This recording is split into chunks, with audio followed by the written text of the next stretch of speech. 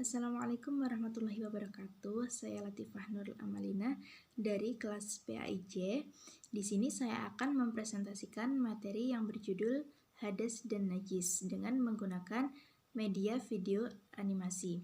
Silahkan disimak dan apabila ada yang kurang jelas bisa ditanyakan. Saya juga meminta maaf apabila ada kesalahan dalam tutur kata atau pembuatan dari video ini. Sekian dari saya, selamat menyaksikan. Assalamualaikum warahmatullahi wabarakatuh. Selamat pagi teman-teman. Materi yang akan kita pelajari hari ini yaitu hadas dan najis. Apa sih pentingnya mempelajari materi hadas dan najis? Nah, hadas dan najis itu sangat penting sekali dipelajari. Apa sih pentingnya mempelajari hadas dan najis? Nah, ketika kita beribadah dan di tubuh kita terdapat hadas dan najis, maka ibadah yang kita lakukan itu tidak sah sebelum kita membersihkannya terlebih dahulu. Karena dalam beribadah kita harus suci baik badan, tempat, dan pakaian. Sebelum memulai ke materi, saya akan menunjuk dari kalian salah satu untuk menyebutkan pengertian dari hadas ya.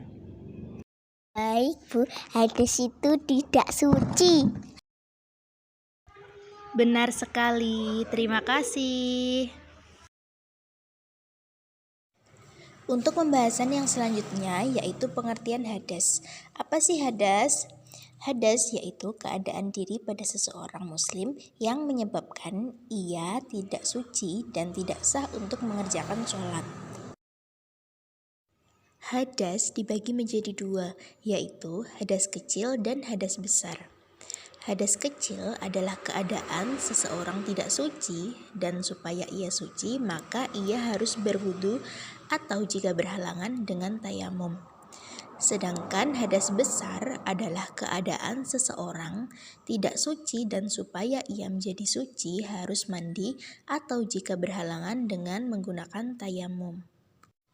Contoh dari hadas kecil seperti mengeluarkan sesuatu dari kubul dan dubur, tidur yang tidak menetapkan pantatnya ke bumi, menyentuh kemaluan, dan lain-lain. Sedangkan contoh dari hadas besar diantaranya bersetubuh, keluar mani, haid, dan nifas.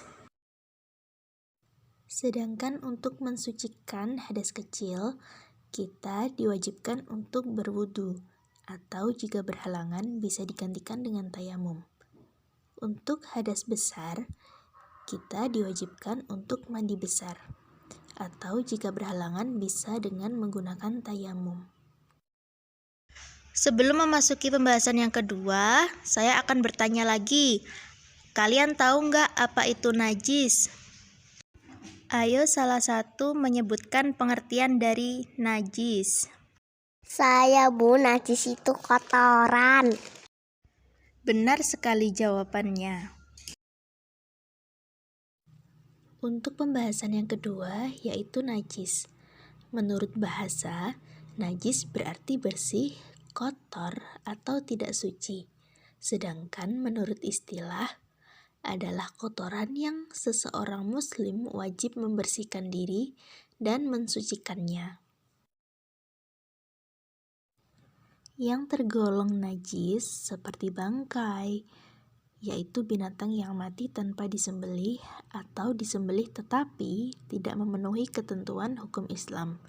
Darah, air kencing, madhi, nanah, sesuatu yang keluar dari kubul dan dubur kecuali mani, khomer atau semua minuman yang memabukkan, anjing dan babi, dan bagian binatang yang diambil dari tubuhnya saat masih hidup. Pembagian najis ada 3. Yang pertama, najis mukhafafah atau najis ringan. Yang kedua, najis mutawasithah atau najis pertengahan. Dan yang ketiga, najis mughalladhah atau najis berat. Najis mukhafafah yaitu najis ringan atau najis yang penyuciannya dilakukan dengan proses yang sederhana. Sedangkan yang kedua, najis mutawasitoh, yaitu najis yang masuk dalam kategori sedang atau najis yang dalam proses pensuciannya tidak sesederhana pada najis muhafafah, melainkan membutuhkan beberapa kali proses. Sedangkan najis mughaladhah merupakan najis yang tergolong berat dan memerlukan cara-cara khusus yang harus dilaksanakan jika terkena najis mughaladhah. Untuk contoh najis muhafafah, yaitu air seni bayi laki-laki yang belum diberi makan apa-apa kecuali ASI atau air susu ibu. Air kencing anak perempuan tidak termasuk najis muhafafah. Untuk najis yang kedua, yaitu najis mutawasitoh. Najis mutawasitoh ini terbagi menjadi dua, yaitu najis hukmiyah dan najis ainiyah. Najis hukmiyah yaitu najis yang diyakini ada namun tidak ada zat, bau, rasa, dan warnanya. Contohnya seperti kencing yang sudah lama kering sehingga sifatnya telah hilang. Sedangkan najis ainiyah adalah najis yang masih ada zat, bau, rasa, dan warnanya. Contohnya seperti saat sholat kita kejatuhan kotoran cicak, maka kotoran itu termasuk najis ainiyah. Untuk najis yang ketiga yaitu najis mughaladhah. Najis mughaladhah merupakan najis yang tergolong berat dan memerlukan cara-cara khusus yang harus dilaksanakan jika terkena najis mughaladhah. Contohnya yaitu najis yang terdapat pada anjing dan babi. Sedangkan cara mensucikan najis mukhafafah cukup dibersihkan atau disiram air tanpa harus menggosok-gosok bagian najis tersebut. Kemudian untuk membersihkan najis mutawasitoh, yaitu menyiramkan air beberapa kali pada tempat yang terkena najis sampai wujud dan bau najis itu hilang. Kadang juga membutuhkan alat pencuci lainnya seperti deterjen, sabun, dan lain-lain. Najis mutawasitoh ini dibagi menjadi dua. Cara mensucikan najis hukmiyah yaitu dengan mengalirkan air pada tempat yang terkena najis hukmiyah.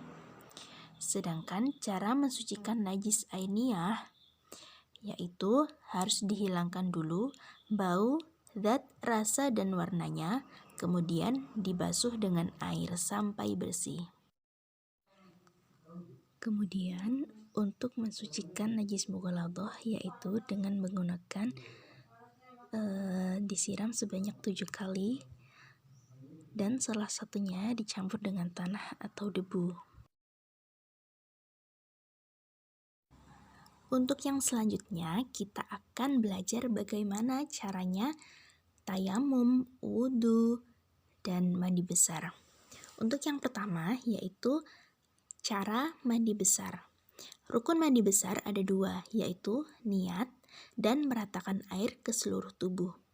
Bila ada sedikit saja yang tidak terkena air, maka belum dianggap sah dan orang tersebut masih berhadas besar. Nah, bagaimana sih niat mandi besar? Begini niatnya. Nawaitul ghusla li raf'il hadasil akbar lillahi ta'ala. Yang artinya, saya berniat mandi untuk menghilangkan hadas besar. Untuk pembahasan yang selanjutnya yaitu bagaimana cara berwudu. Nah, apa sih wudu itu? Wudu adalah membersihkan anggota tertentu atau pekerjaan tertentu diawali dengan niat. Rukun wudu ada 6. Yang pertama yaitu niat. Secara bahasa, niat adalah menyengaja. Sedangkan menurut istilah adalah menyengaja melakukan sesuatu hal atau suatu pekerjaan disertai dengan melakukan perbuatannya. Niat dilakukan saat membasuh awal dari wajah. Niat wudhu yaitu nawaitul wudhu'a li raf'il hadasil asghari fardhan lillahi ta'ala. Rukun yang kedua yaitu membasuh wajah. Batasan panjang wajah adalah anggota di antara tempat-tempat umumnya tumbuh rambut kepala dan pangkal dua rahang.